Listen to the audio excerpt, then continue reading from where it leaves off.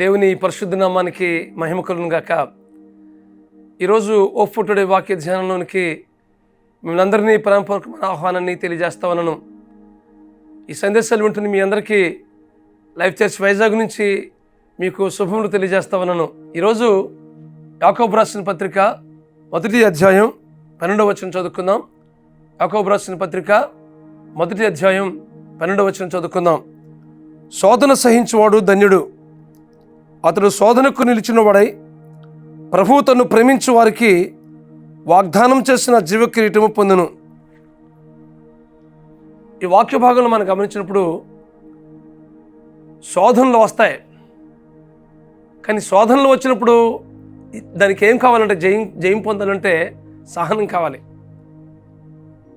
అలా ఎవరైతే సహిస్తారో వారు ధన్యులు అని దేవుని వాక్యం సెలవిస్తూ ఉంది. దేవుని ప్రేమించే వారికి ఆయన వాగ్దానం చేసిన జీవ కిరీటం పొందుకుంటారని యాకోబు భక్తుడు తెలియజేస్తా ఉన్నాడు. శోధనలు వస్తున్నప్పుడు భయపడిన అవసరం లేదు. శోధనలు వస్తున్నప్పుడు దాని నుంచి ఓవర్కమ్ చేయనక్కర్లేదు. వాటిని మనం ధైర్యంగా ఎదుర్కొన్నప్పుడు వాటిలో జయమిచ్చే దేవుడు మనకున్నాడనే విషయాన్ని ప్రభు పేరిట మీకు మనవి చేస్తా ఉన్నాను. యేసు ప్రభు వారు కూడా శోధించబడ్డాడు. శోధించబడినప్పుడు ఆయన వాక్యం చేతనే ఎదుర్కొన్నాడు కదా. అలాగే మన జీవితంలో కూడా శోధనలు వస్తున్నప్పుడు దేవుని వాక్యం చేత మనం ఎదురెడ్డి పోరాడినప్పుడు మన జీవితంలో గొప్ప జయం పొందుకుంటాం. శోధనలు వచ్చినప్పుడు పడిపోయిన వారు ఉన్నారు, శోధనలు వచ్చినప్పుడు జయం పొందిన వారు కూడా ఉన్నారు. దావీదు శోధించబడినప్పుడు పడిపోయాడు, తర్వాత పశ్చాత్తాపడ్డాడు. కానీ యోసేపు శోధించబడినప్పుడు శోధనని జయించాడు, ఆ పరిస్థితి నుంచి పారిపోయాడు. శోధనలో గొప్ప జయం పొందుకున్నట్లుగా మనం చూస్తూ ఉన్నాం. కాబట్టి శోధనలు వస్తున్నప్పుడు ఏమాత్రం కూడా భయపడే అవసరం లేదు, కానీ వాటిని మనం ఎదుర్కొన్నప్పుడు తప్పనిసరిగా మనం జయం పొందుకుంటామనే విషయాన్ని ప్రభు పేరిట మీకు మనవి చేస్తామన్నాను. కాబట్టి ఈ వాక్యం ఉంటుంది. మీ జీవితంలో ఏ విషయంలో శోధించబడుతున్నారు?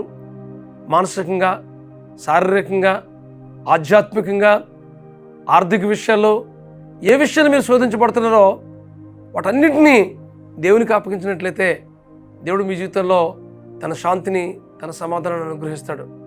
కాబట్టి శోధనలు వస్తున్నప్పుడు మన జీవితంలో మనకు జయమిచ్చే దేవుడు ఉన్నాడనే విషయాన్ని మీకు జ్ఞాపకం చేస్తా ఉన్నాను. శోధనలు రాక మానవు.